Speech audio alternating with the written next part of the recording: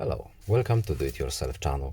Today I will show you how to set up shortcut to high contrast fonts using our volume up and down keys in Samsung Galaxy Z Fold5. To set up our shortcut we have to go to settings, then we are looking for accessibility options, and here we have advanced settings menu. Volume up and down buttons.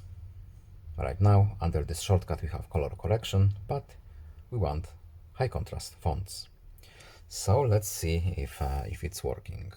So volume up, volume down for 3 seconds. Let's see. So start.